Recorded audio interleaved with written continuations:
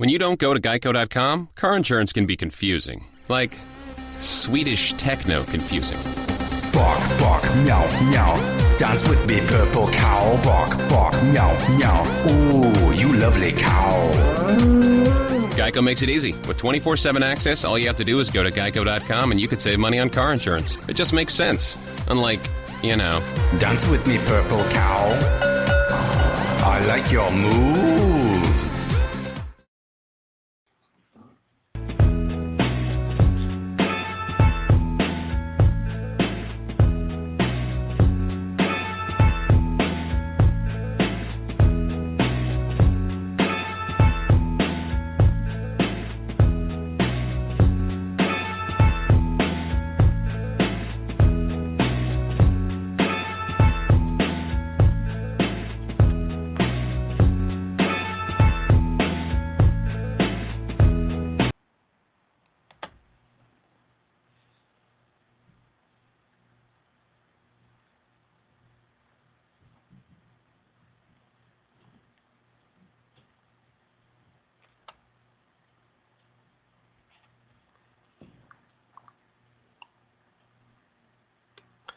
I can't tell whether or not this was a rough start. I'm feeling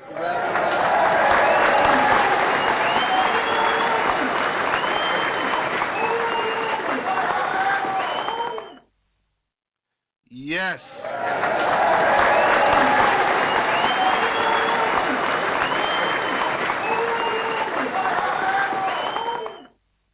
Oh my goodness. It's been a while since we had the podcast, and I'm happy to be here.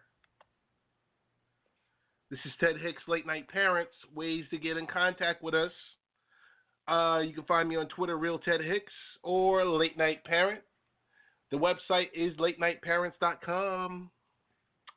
Facebook page, facebook.com/Late Night Parents.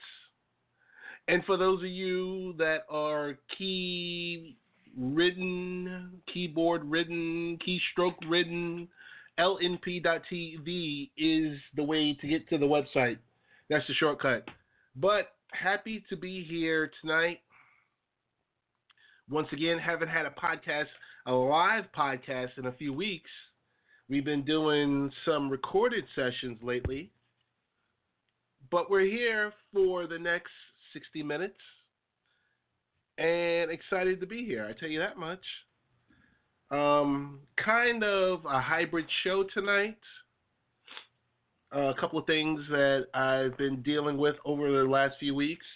A couple of interviews, narration, spoken word.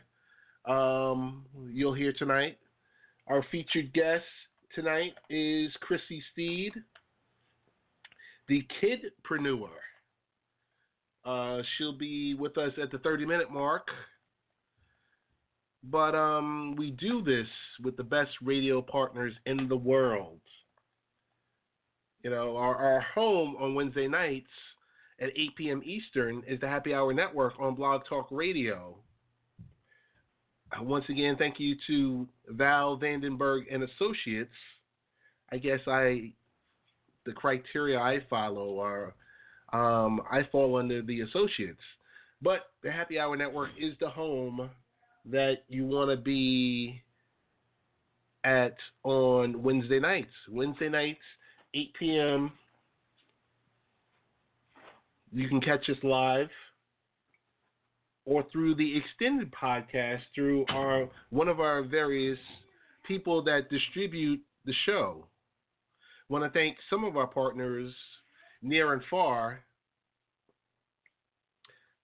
And that's the best thing. The big difference about doing the podcast and doing the studio show is usually during the podcast, my son walks in with this question mark on his face, like, oh, you're doing a live show? And he usually pops his head in about at least 2 or 3 times. And that's usually when you hear the door close.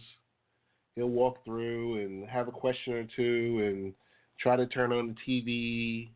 Usually, Wednesdays at 8 p.m. But that's me freestyling right here. I want to thank the best radio partners in the world that do it for us. Life Improvement Radio. Want to thank you guys. Appreciate the partnership overall. You guys are in Clearwater, Florida. Want to thank our friends also in Florida, AMFM247.com. Want to thank you for playing us in multiple markets. You and I are one radio. Want to thank you guys, as always, for playing us. I-95 Sports Network. As always, Bobby Blackjack plays L&P. He also plays Baseball, Beer, and Barbecue in various shows that I am associated with. So I want to thank Bobby for the support. Mile High Radio, I want to thank you guys. Denver, Colorado. Arena Sports Network, Mr. Brian Snow, I want to thank you for not only playing the show, but also allowing me to do a segment on your morning show on Thursdays called Thursdays with Ted. The 990, want to say what's up to the Underground. Want to thank you, as always, for playing our show, being involved with us on social media. For the most part, that's it in the U.S. And most importantly, in the U.K., I want to thank our good friends, XRP Radio, for playing us. Tiz Shearer. No one does it better, I tell you. We've been running strong on XRP Radio for a couple of years now. Really appreciate that partnership. So we've gotten all of the heavy lifting out of the way. That is true. A couple of things we got to get into really quick. As I mentioned, Chrissy Steed will be with us in a few minutes. But want to get into, there's two recordings that I wanted to play tonight. One is we played it on our show, on our Sunday show. And I forgot to even mention that. We have a Sunday show. Sundays, 7 p.m. Eastern, weekly, AM 1240, WGBB. Late Night Parent Radio Show is rocking every week between the hours of 7 and 8 Eastern Time. We get an hour to go coast to coast and talk about, the latest and greatest and everything that's going on. We always talk about technology, education. We talk sports. We talk product reviews. But the most important part is how it all interweaves into parenting. So I want to give my good friends at AM 1240 WGBB a shout out. I've got the best engineers over there that help me out. They allow me to just be me. So one of my friends, Rich Valdez, his wife, narrated something for us, and it's self-explanatory. So I'm just going to play it, get your take on it. I hope you enjoy it. It's called I'm So Tired. Segment, and I'm going to let you do the introduction. Thank you. So, as I mentioned earlier, my wife was having a moment after looking at the news and seeing everything that was going on, and just started writing this poem regarding life, regarding racial injustice and things we've been experiencing recently. So I would just like to share that with you and the rest of our listeners. I'm So Tired by Linda Valdez. I'm so tired. I'm so tired of turning on my television or opening my social media pages and seeing the killing of another black man. I'm so tired of reading the posts of people disparaging the black community for their outrage and for the way they protest, whether silently taking a knee, marching, or downright civil disobedience. Civil disobedience is a huge part of American history. Many of the gains that we have been achieved happened in part because of civil disobedience. I'm so tired that on my social media feed there's nothing but silence when another unarmed or licensed to carry black man or even a child is killed. Just once, I was hoping that maybe someone would say, how awful, would question what's going on, would offer sympathy to a family or a community. But none of that. I'm so tired. I'm so tired of their use of the word ignorant leveled towards protesters and those who have been killed. I'm so tired that they think they can tell black people in America how we should be responding to an outrage that hasn't manifested itself in their communities. I'm so tired that these educated people so freely espouse their opinions disguised as facts. I'm so tired that so many think it's okay to say what they want without regard to others, yet let the reverse happen and they lose their minds. I'm so tired of hearing folks say that violence is not American and not the way to get results, yet that's what this America was founded on. I'm so tired. I wish they would take their blinders and rose-colored glasses off and see the truth. I took my rose-colored glasses off a long time ago, and what I opened my eyes to is reality, an ugly but true reality in America. I am so tired. I am so tired of smiling when I feel like yelling. I'm so tired of being the go-to black friend when an associate calls them out on their racist views. I am so tired of being silent. My silence ends today. The truth is, the New World, this United States of America, was formed out of ethnic and racial violence that from the first time European settlers stepped foot on this land, a land that was already occupied by existing Native Americans, yet through violence amounting to genocide, nearly an entire population of people was killed, and the land was suddenly discovered by someone else. This violence is a part of America's democratic history. I am so tired. The narrative that was spoon-fed to all of us as children about the nice pilgrims helping the quote-unquote savage Indians and the wonderful celebratory Thanksgiving dinner is a fallacy perpetuated to maintain someone else's supremacy. I am so tired. Violence in America is not the democratic way. That's funny. Tell that to the many black people, Africans, dragged to this country in inhumane conditions in the belly of ships, forced to live and work as slaves. Slavery was violence. That is a part of America's violent democratic history. I am so tired. The origins of America's own original homegrown terrorist group, the Ku Klux Klan, the Night Riders who threatened, maimed, hung, shot, killed, and burned black people, basically for sport, while a blind eye was turned, is all a part of America's violent democratic history. I am so tired. This country was built on violence, savagery, and racism. Its gains were secured off the backs of those who they controlled through violence. I am so tired. I could mention the violence and internment of innocent Asians, but I won't because, well, at least there was an acknowledgement of a wrong and reparations paid. I am so tired. I am so tired of folks talking about the low percentage of black people owning property. Yet they forget that blacks were shut out of that process for decades through the systemic racism written into FHA and other documents. I am so tired. I am so tired of folks talking about the number of black people in prisons and the number of black people residing in ghettos, yet they fail to talk about how the mass incarceration of nonviolent minor drug offenses sent millions of black men and women to prison, destroyed their families, and eviscerated their communities, yet whites who did the same thing were not arrested or imprisoned at the same rate or for the same length of time. I am so tired. I am so tired of hearing how black people should get over slavery, the civil rights movement, and Jim Crow. Now that's funny because the fallout of all of that still exists today. Just because you don't talk about it or because you are not personally affected by it doesn't mean that it does not exist. I am so tired. I am so tired of reminding my sons of what to do to hopefully stay alive in this post-civil rights America.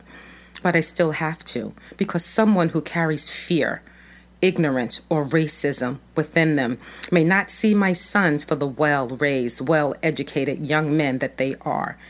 I am so tired. This southern-born 60s child with a radical spirit is tired. If you didn't watch your grandmother who worked as a domestic go in the back door of a home and hear the young child call her by her first name while she referred to him as Mr., then you can't tell me about respect. If you haven't been followed in a store and watched while shopping, you don't have a right to tell me how to act or feel about anything. If you haven't had the police watch you in a parking lot after your son's basketball game ended for 10 whole minutes, and as soon as the last white child left, zoom his car so close to you that you thought he was going to run down your child, only to ask you, what are you folks doing over here, and interrogate you like you were a criminal, then you can't tell me how to react to the police. If you haven't had to remind your kids that just because of the color of their skin, they may be perceived a certain way by some people and that they can't do the same things as their friends because somehow if they do it, it's criminal, though if their friends do it, it's just kids being kids, then you can't tell me how to raise my children. If you never had a well-meaning friend tell you, well, that her parent doesn't like black people because of an incident that they encountered once with a black person, but he likes you, and somehow make that okay, then you can't tell me about racism. You don't hold an entire race of people in contempt because of the action of one. If you haven't had a supervisor on a work outing to the beach, try to reassure you that it's okay that you can't swim because she read in a book that blacks can't swim because of how they're built. Then you don't have a right to tell me what is ignorant. I am so tired. I am so tired of the ignorance spewed by people who are more outraged by an athlete for failing to stand for an anthem than they are when a person is killed. I am so tired that they haven't removed their blinders. I can no longer remain silent. Silence is blind acceptance, and I removed my blinders a long time ago. And there is not much more I can say after that.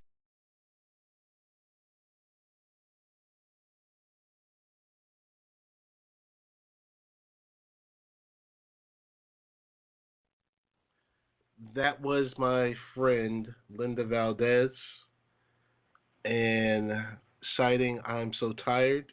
I had a discussion on Sunday about emergency preparedness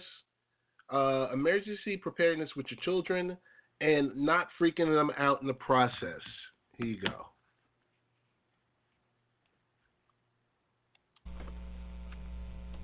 If I could just talk real quickly about how to teach children to handle emergencies without scaring them. I mean, because over this past week, really for the past week and a half, I mean, this was a media-enriched week, if you think about it.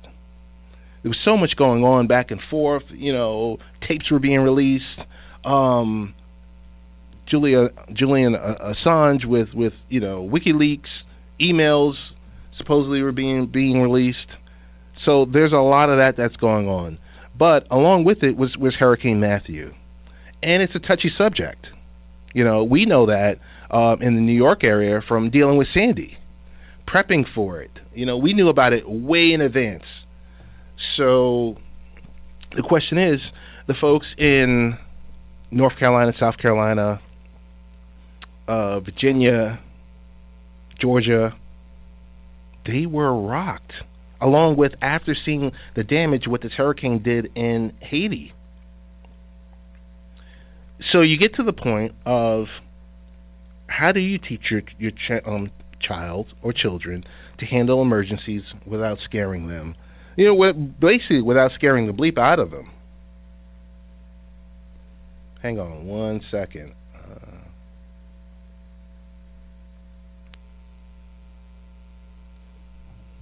So discussing possible emergency scenarios with one's child is never a pleasant topic.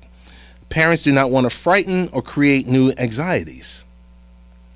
So you have to ask that question, how to approach an emergency preparedness that won't freak your children out.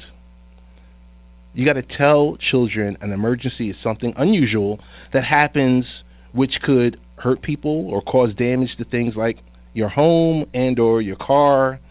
You got to explain to them that the nature itself sometimes provides too much of something like rain, wind, or snow. Talk about the effects of the emergency that children can relate to, such as the loss of electricity or water or telephone service, flooded roads, and uprooted trees. Explain that everyone is better, able to take care of themselves in emergencies when they know what to do. So first, you teach your children the difference between a problem and an emergency. A problem is something that they need help with, but does not require emergency services. An emergency is a situation that requires immediate assistance from the police or the fire department, or requires immediate medical assistance through paramedics or EMTs. When your child experiences a problem, he or she should decide whether to call you immediately, call a neighbor, or whether the problem can wait until you get home. For example, you probably want your child to call you if he or she felt scared, had trouble getting into the house, got home and found that the electricity was off. The following issues warrant an immediate call to 911. A fire, evidence of a break-in, a medical emergency, such as someone being unresponsive or bleeding profusely. What do you have to do? The first thing you do is step one, you create that communication plan. So, all in all, you got to make sure the lines of communications are open. So you have to teach your child one parent's cell phone number or a good contact number. Starting at around age 5, children are developmentally ready to memorize a 7 or 10-digit number. Practice with your child and turn the phone number into a song, like a modified version of Twinkle Twinkle Little Star. Designate an out-of-state contact. This will be a resource and a point person for your family to call. Choose a location other than your home where your family can meet. You'll need to go there in case of a fire or an earthquake or a hurricane, for example. So let's just say this. Your meeting place might be a local park or school or shelter. Walk to the site with your child so he or she knows exactly how to get there. You have to designate a trusted friend or a family member who can pick up your kid at childcare or school if you are unable to get there in a disaster situation. You got to be sure that you give official permission to release your child to that person. You got to make a card with a plan for each adult's wallet. Include contact names, your emergency location, the out-of-state contact number. Put a copy in your school-age child's backpack, and most importantly, you got to discuss this plan with your kids. You have to inform the caregivers and nearby relatives of your plan. Be sure to give a copy of your plan to your child teacher too. If you're not good at texting, you got to improve on those skills, because what were we just talking about in the last segment? It's all about millennials, and it's all about nowadays. You might find yourself texting more than actually having that conversation, because that's what kids nowadays are comfortable with. And as strange as that sounds, yes, you gotta, what worked for us, or myself, I would say, I'm in my mid-40s, what worked 20, 30 years ago, it's not going to work today. You got to upgrade some of those skills. So when a cell phone signal strength goes down, texting often still works because it uses less bandwidth and network capacity. Think about it. If you look at your plan on any service that you have, there's voice and there's data. Everyone needs to know about calling 911 in an emergency. Kids also need to know the specifics about what an emergency is. Asking them questions like, what would you do if we had a fire in our house? What would you do if you saw someone trying to break in? Gives you a chance to discuss what constitutes an emergency and what to do if one occurs. Role-playing is especially a good way to address various emergency scenarios and give your kids the confidence they'll need to handle them. For younger children, it might also help to talk about who the emergency workers are in your community. I mean, and this is stuff that your children are going through, hopefully in school, if not daily, then weekly. Police officers, firefighters, paramedics, doctors, nurses, and so on. And what kinds of things do what do they do to help people who are in trouble? This will clarify not only what types of emergencies can occur, but also who can help. And most importantly, when do you call 911?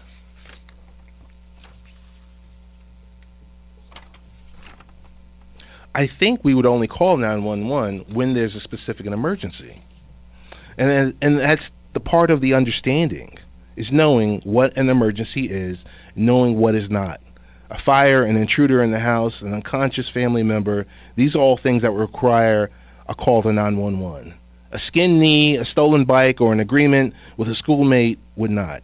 Still, teach your child that if ever in doubt, there's no adult around to ask, make the call. But it's much better to be safe than sorry. We have to make sure our children understand that calling 911 is not a joke. And that's regardless what Flavor Flav has said, a few years ago. It's a crime in many places. So in some cities, officials estimate that as much as 75% of their calls made to 911 are not emergency calls.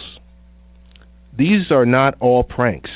Some people accidentally push the emergency button on their cell phones. Others don't realize that 911 is for true emergencies, not for such things as a flat tire or even about a theft that occurred a few weeks ago. There's a big difference. There's 911. Within the city limits, there's 311, there's 411. Of course, on your local voice provider service, there's 611, but 911 is really strictly for emergencies. You got to work out that home evacuation plan. Now, this is a topic that my friends and I talk about in the chat room all the time. In the event of a fire or a natural disaster, your family will need to have a coordinated evacuation plan to ensure that everyone makes it out of the house safely. It's important to explain to your child that all material possessions, even the favorite ones, can be replaced, and that it's far more important for them to exit the house than to save their belongings. Make sure that he or she knows how to get out of the house if you're not able to reach her, or make it a way to have a prearranged family meeting place, and what he or she should do if they arrive first. Discuss region-specific natural disasters. You probably won't need to waste much time on teaching a child that lives in the Midwest how to manage a hurricane, but he or she would need to know what to do in the event of a tornado. Talking about natural disasters that are most likely to occur in your area and making a specific plan to deal with them is imperative, especially if you live in a region that's particularly prone to environmental emergencies. You have to role-play specific scenarios. One of the best ways to determine how much your child knows and what they need to learn about emergency preparedness is to role-play, especially scenarios that, he or she could potentially encounter. That's a reason why public schools practice routine fire drills. They help children prepare in relatively low-stress environment for an emergency so that in a high-pressure situation, they know how to react. Role-playing serious injury situations, weather emergencies, and a house fire, and even potential intruder situations give you an idea about what your children knows and helps you to teach them more detailed information so that they're prepared to handle any emergency. After the emergency, there's a time for recovery. Immediately after the emergency situation, try to reduce the child's fear and anxiety. Keep the family together.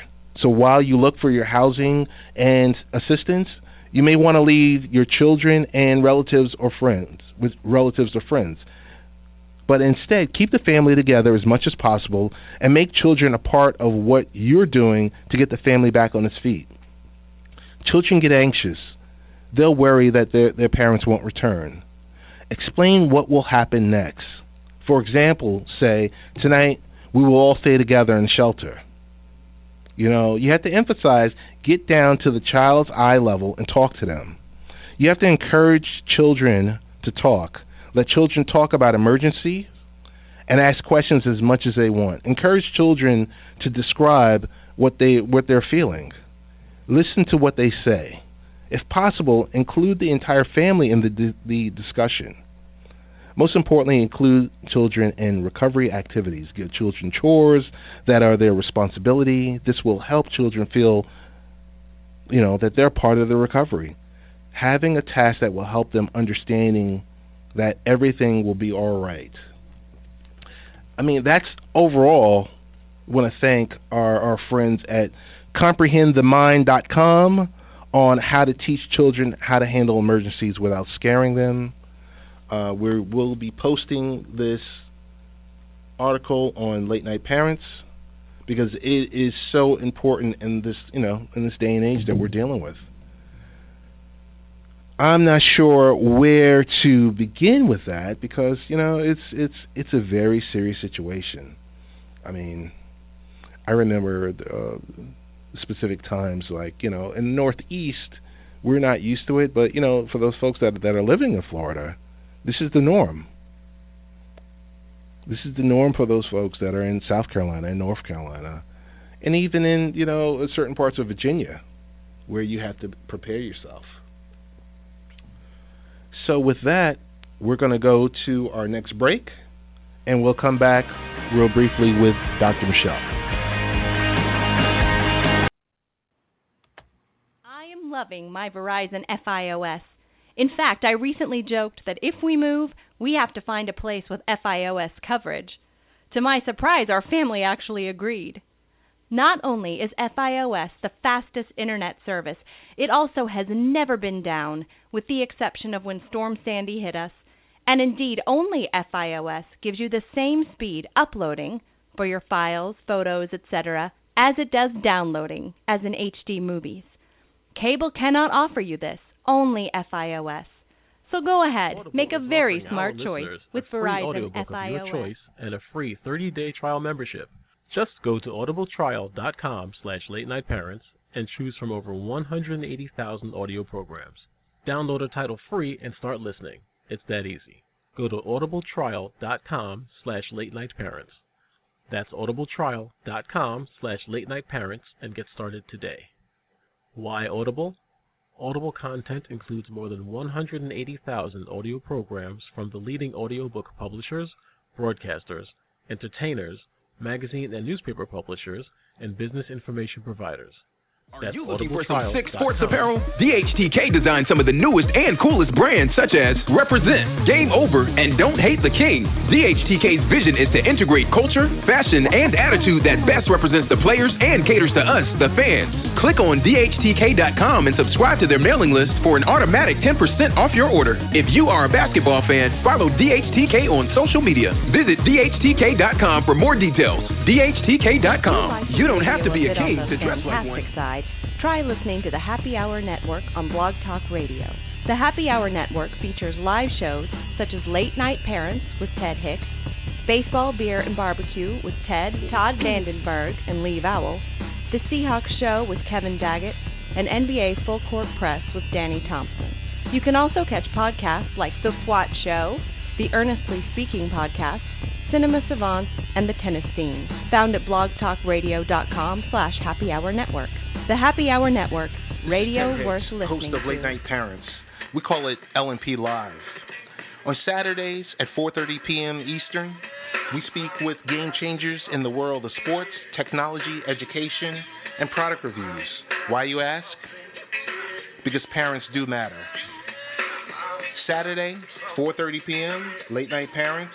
We're live and exclusively on 1240 a.m. WGBB. And we're back. This is Ted Hicks, Late Night Parents. Ways to get in contact with us. You can find me on Twitter as under the real Ted Hicks, or you can find me also as Late Night Parent. Our Facebook.com/Late Night Parents, and also our website, latenightparents.com. And for those of you that don't like to type, lnp.tv will forward you. You know, that's the wonders of technology. We'll forward you to the Late Night Parents site. Happy to have our featured guest for this evening, Miss Chrissy Steed, otherwise known as the Kittypreneur. We're going to have a very serious discussion because there's a certain fear of clowns going on that we're noticing on, previously it would be local, but now it's a national story because, people want to know how real is the America's creepy clown phenomenon. Along with that, before we even get into that conversation, I'm happy to introduce to some our guest for the evening, the adolescent motivational expert, Miss Chrissy Steed. Chrissy, how you doing? Hi, I'm doing well. Thank you so much for having me. Oh, you're most welcome. You're most welcome. So before we get into this deep, detailed conversation, tell me about the Kittypreneur. Okay. Well, the Kittypreneur brand is a brand that I founded to help inspire and teach youth and teenagers the art of starting their own businesses. So they learn the basics. It's very it's comprehensive but simplistic. And we also work with educators, educational institutions, nonprofits, community organizations, to have them license the Kittypreneur curriculum so that they can in turn teach the children and youth the actual program.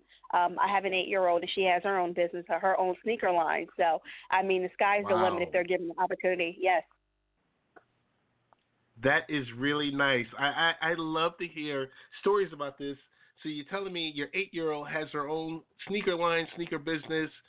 She's her own CEO already. That really touches my heart. She actually just pitched to QVC to get her products on television, and we're working to get her products in Macy's. So, I always tell parents this: if your child has a knack for something, they're really interested in something, definitely support them 1,000%. And, the sky's the limit as to what they can obtain. So, nowadays we're amused because we see the kids at the lemonade stand and we see Ice-T sitting there. It sounds like it's much more beyond just your lemonade stand with the Kittypreneur brand. Yeah, it's more elaborate. But lemonade stands are wonderful. But these children have ideas and like different goals and innovative things that I've never heard of, and just to have them have an opportunity to express themselves is something that we definitely pride ourselves in. Okay, I want to take a pause for a second because after we have this discussion, I want to get in real briefly, ask you about the Kittypreneur and your book, because there's something going on nowadays. I tell you. So I have a 9-year-old son, and he's asking me about the clowns, and I'm it was something because here it is, things I see on social media and things I see on TV. My son is having discussions in school with his other friends, with other 9 and 10-year-olds about the fear of clowns. The stories that we've heard about, and we see it with Google, and we see it on Twitter and Facebook and everywhere else, that it's spreading, and there's a number of people searching for clown sightings on Google, and it's spiked in the past several weeks from no searches in late August to dozens by the day by the start of October. Police have strengthened security at schools after anonymous clown-related threats, and officers have also issued updates on department Facebook pages asking residents to stop sending in tips about clowns. The image of a creepy clown, kind of creeps into people's fears and it's posing a real problem within the younger community. And the question is, how can we as parents talk with our kids and keep them safe?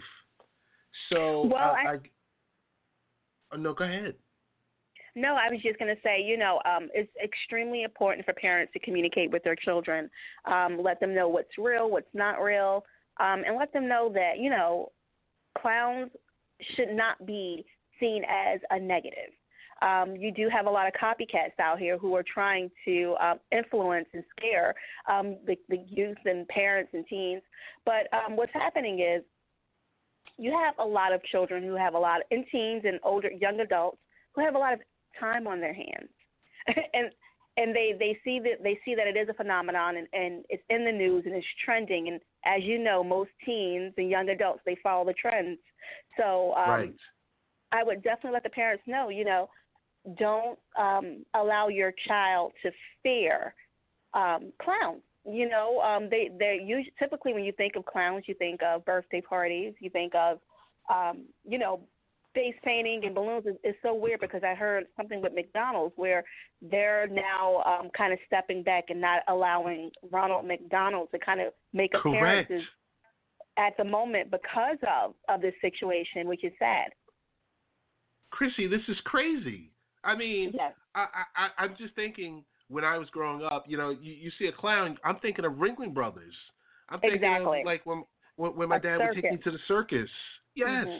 I'm thinking about that stuff. I'm thinking about, the Cracker Jack and hounding my dad about, hey, can we go get cake? Can I get this? Can I get this toy? And, you see the clowns and they do silly things and you're laughing. It's something mm-hmm. totally different nowadays. Yeah, and it's like you said, it's sad because that's what I remember. And the rise of social media and the children being exposed to things at an earlier age, I think is definitely heightened the idea of this, creepy clown. So you kind of led into something because I was my first question was, has the clown craze been spotlighted because of social media? I mean, I'm going to say yes, but yes. What's your take on that? Absolutely yes. Like I said, social media tends to hype up situations. Things like, if there was a clown issue going on back in the early 90s, late 80s, we didn't hear about it because when we wanted to research things, we went to our encyclopedia.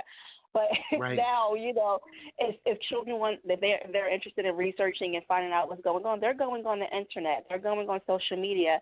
And the fact is, a person can place a photo of a clown up and write a caption, and children automatically assume that it's something that's real, that is happening. And because the media, the news media and different outlets are confirming it, everything that they see, they're making it seem like it's an actual epidemic, which in reality I don't believe it is.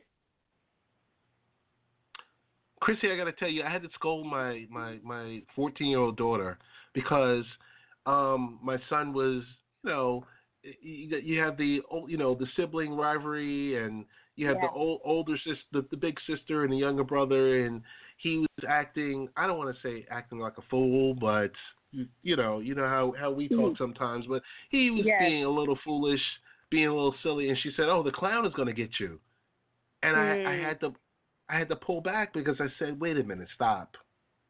This is something that's already out of control, and we're seeing it on TV." And it like I said, not just local news, national news is reporting it, and you're seeing just chaos happening. And internationally, actually. Really?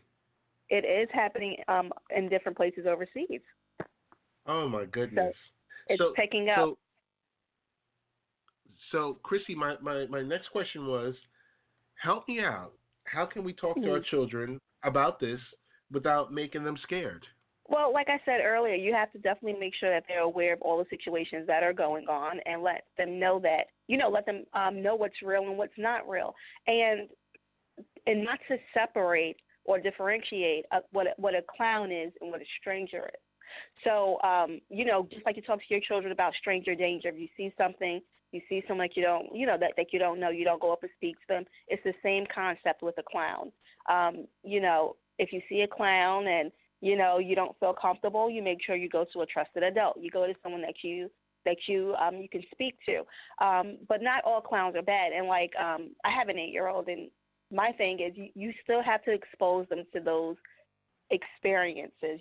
Parents should go ahead and say, okay, we're going to a birthday party. There's going to be a clown here. This is what clowns do. What you see out in the media is not a comprehensive view of what clowning is. Okay.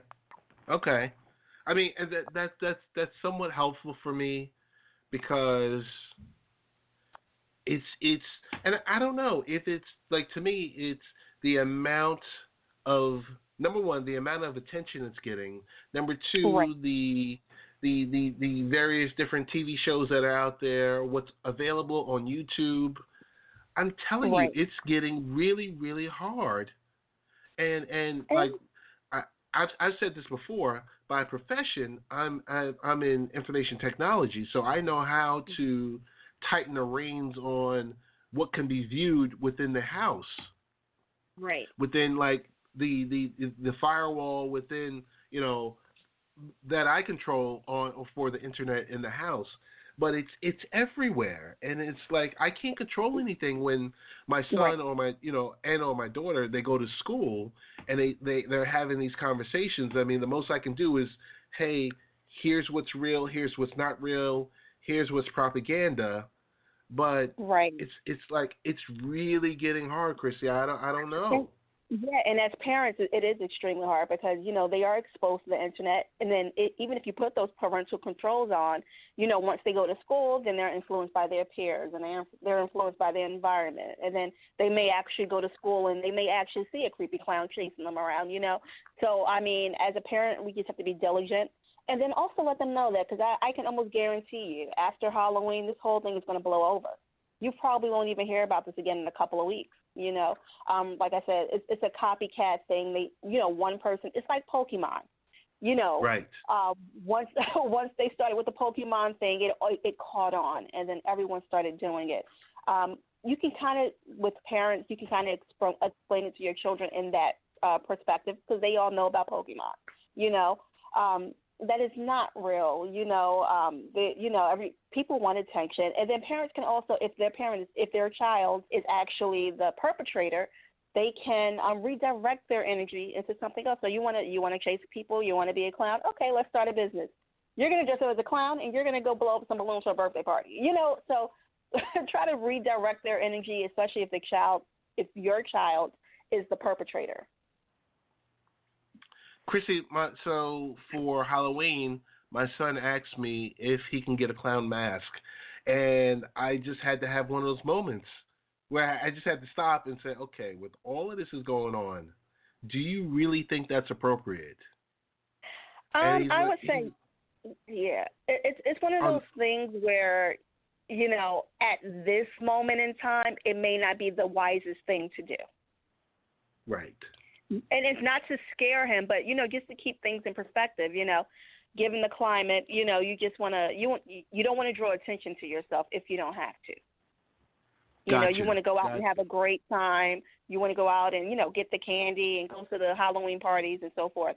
But if you can negate everything, what's going on, and not draw attention to that situation, I think it's best. Now, if parents decide, okay, my kid wants to be a clown, they're going to be a clown, just be prepared in some instances for those looks, because people are on edge and they want to make sure that their children are safe out there. Correct. So I guess my next question is, are our children smarter than we actually think? Absolutely. Absolutely. Like I said, with the rise of social media and the internet, they know much more than we did when we were younger. The good thing is the internet can be used as a pro and a negative. They can go out there and actually research and figure out what's going on and make an informed decision based on what they see. But then it can also be instill fears into children, because some of them cannot differentiate the truth and the reality and what's not real. So, I mean, children know. They're very tech savvy. I mean, you have 3-year-olds on tablets now, and they can probably work it better than I can. It's true. It's true. So, how can we protect these brilliant minds from things like this? Because, a month ago or 2 months ago, when it was warmer, it was Pokemon. Now it's the clowns. Come Christmas time, it's going to be something else. Right, exactly. I mean, you can't really protect them from it per se because it's going to happen regardless. I mean, like you said, with Christmas time coming, it could be the scary Santa Claus. I mean, and then the scary Easter Bunny. And so I think people are going to always feed into the fears of the public. So let's say in December, something happens with quote unquote Santa, then you're going to get, people are going to feed off of it and they're going to copy it and they're going to try to create a trend out of it. So as parents, like I said, just communicating with your children every day, making sure if they don't understand something, make sure you sit down and explain it to them. When they're watching the news or if they're on social media and they come across pictures and videos of certain things, make sure that you're able to sit down and really have like a deep conversation with the children, let them know what's going on. I can't stress communication is key. I mean, I think it's the most important element in this because you cannot hide from the situation and you cannot shelter them from knowing what's going on, unfortunately. So once you communicate with your children, then you'll see a better outcome. You'll see how they interact and how they react to situations based on the communication that they have with their parents. Excellent, excellent. Now, these new skills that I've obtained tonight from you, from this conversation, I'm going to put it into practice. If it doesn't work out, I will be calling you back. Absolutely. Definitely. But I do want to get into, real quickly, into your book, The Kittypreneur in You. Just explain to me the motivation for publishing it. Well, I was 14 years old when I first started my own business.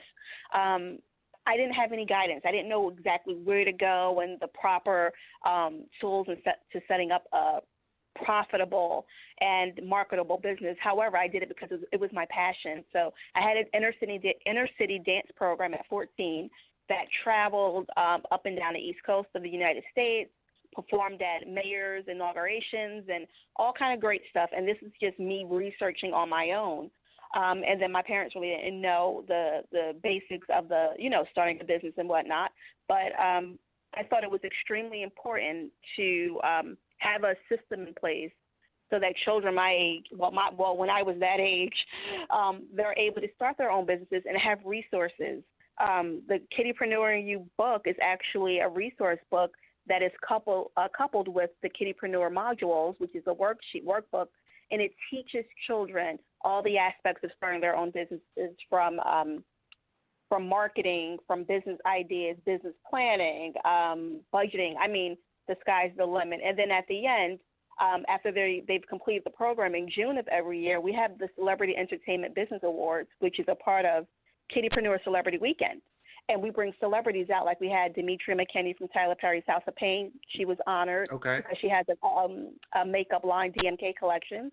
And then we had Trinity Stokes from Disney. She has a fashion line, and we honored her as well. And we also honor all the children. So it's a big event. So it culminates with that huge event at the end so that the children can be recognized for their hard work and starting their own businesses, whether it comes to fruition or not. They learn valuable skills like leadership, negotiation. I mean, whole slew of things. Perfect. I got to tell you this much.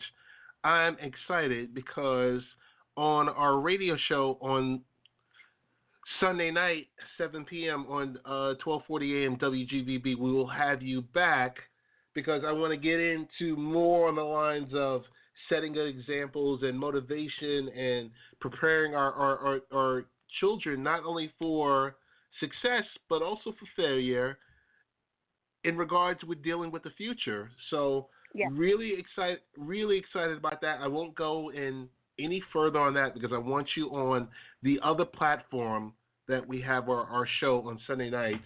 But I do want to ask you, what are the best ways to get in contact with you via social media, to find out about the Kittypreneur brand, your book, all the above?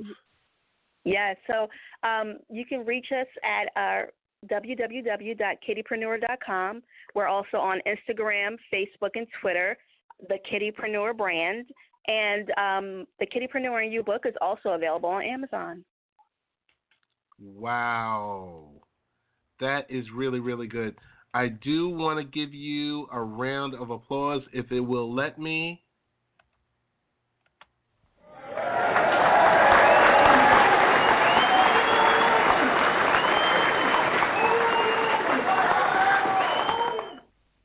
Chrissy, I want to thank you. I want to thank you so much for joining us tonight, taking the time out of your evening to join us.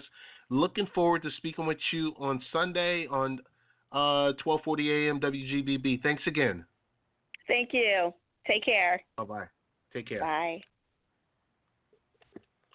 And that was Miss Chrissy Steed joining us from the Kittypreneur brand. I think the show is a wrap. This is it. The podcast is done for this week. We will be back in another 2 weeks for the next podcast. But as I mentioned, the radio show is every Sunday, AM 1240, WGBB, Long Island. Want to thank you folks for all that you do. And I think we're just about to be out. Like I said, want to thank once again our radio partners for playing our podcast and radio show. Couldn't do it without you guys. And the phone is ringing as usual. And we're going to close out with We Reminisce Over You.